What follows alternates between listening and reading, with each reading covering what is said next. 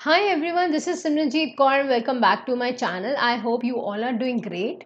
So today again I'm up with one more video and this video is on Epidemic Diseases Act 1897 Part 2. मैंने already part 1 discuss कर लिया था जहाँ पे हम लोगों ने एक्ट के बारे में डिस्कस किया था जिसके सिर्फ 4 सेक्शन है, उसमें से भी सेक्शन 2 एंड 2A बहुत इंपॉर्टेंट है. फिर मैंने आपसे डिस्कस किया था 7 शेड्यूल के बारे में, union list, state list and concurrent list के बारे में मैंने डिस्कस किया था. फिर मैंने आपको एंट्री नंबर 6 के बारे में डिस्कस किया था कि क्यों यूनियन गवर्नमेंट ने स्टेट गवर्नमेंट को बोला to invoke the epidemic diseases act 1897. फिर हम लोगों ने पेनल्टी के बारे में डिस्कस किया था. तो मैंने आपको बोला था कि अमेंडमेंट के बारे में आज मैं आपसे डिस्कस करूँगी. So again, one more reminder, this is not important for the graduation level exams or the master's level exams. This is only important for the ones who are preparing for competitive exams. But yeah, general awareness सबको होना चाहिए. So this video is applicable to all. So let's talk about the amendment that has been introduced. Recently, the Union Cabinet has approved the promulgation of an ordinance to amend the Epidemic Disease Act 1897. अब ये ordinance आया क्यों? What was the basic reason for the introduction of this ordinance of epidemic disease amendment ordinance 2020. Why was it introduced? हम लोग को already पता है जितने भी हेल्थ केयर सर्विस पर्सनल है, जितने भी हेल्थ केयर सर्विस प्रोवाइडर्स हैं, कुछ लोग क्या समझते हैं कि ये लोग हॉस्पिटल्स में काम करते हैं लाइक डॉक्टर्स एंड नर्सेस, ये लोग वायरस कैरी कर रहे हैं. तो they are just some of the people are just attacking the doctors and the nurses because उन लोग को लगता है कि ये लोग वायरस कैरी कर रहे हैं. So in order to prevent this, because they are working for us, they are working for the betterment of us and they should be protected. If they are not protected, they will never get motivated to serve the society. Whatever they are doing, अभी वो लोग जो कर रहे हैं, वो लोग front line में खड़े होकर काम कर रहे हैं. This is really, we should appreciate their work rather than we should cause violence. We should not cause violence. In order to prevent such a violence, this ordinance was introduced. Now ये किसके ऊपर applicable है? Health care service personal कौन है, ये हम लोग next slide में डिस्कस करेंगे. एक बात याद रखिएगा, this ordinance has been introduced to prevent violence against the health care service personnel as well as the property. And ये याद रखिएगा, जहाँ पे वो लोग रह रहे हैं, जहाँ पे वो लोग काम कर रहे हैं, दोनों जगह पे ये एप्लीकेबल है. अगर डॉक्टर कहीं पे रह रहा है, आप उसके ऊपर अटैक नहीं कर सकते या आप उसकी प्रॉपर्टी के ऊपर अटैक नहीं कर सकते. जहाँ पे वो काम कर रहा है, कोई भी हॉस्पिटल में अगर वो काम कर रहा है, आप उसको कोई हानि नहीं पहुँचा सकते. ना ही आप हॉस्पिटल के कोई प्रॉपर्टी को हानि पहुँचा सकते हो, ना ही उसकी पर्सनल प्रॉपर्टी को कोई हानि पहुँचा सकते हो, because this will be treated as violence. Now let's see who are healthcare personals. Healthcare personals include the doctors, the nurses, the paramedical workers and the community health workers.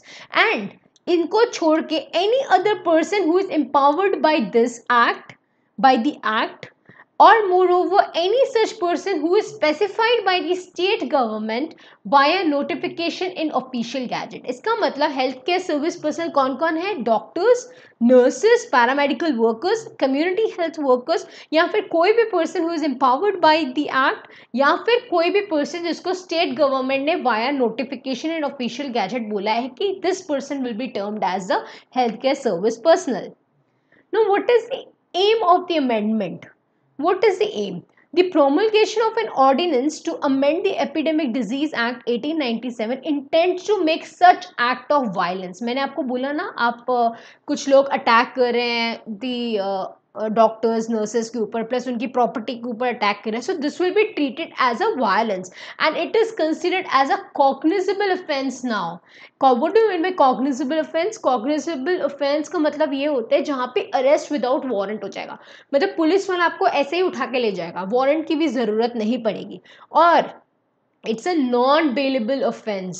It is a non bailable offence. आपको bell भी नहीं मिल पाएगी, इतना इसको serious offence माना गया है.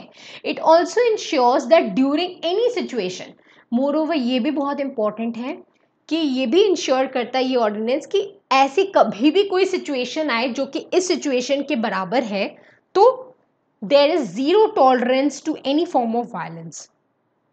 कोई भी आप वायलेंस करोगे, that is not tolerable. There is zero tolerance to any form of violence against the health care personnel as well as the damage to the property. दोनों दोनों को अगर कुछ आप कर रहे हो तो that is not acceptable. Okay, now violence under this ordinance will contain harassment. If you are causing any kind of harassment, that will also be included, that will also be considered as violence.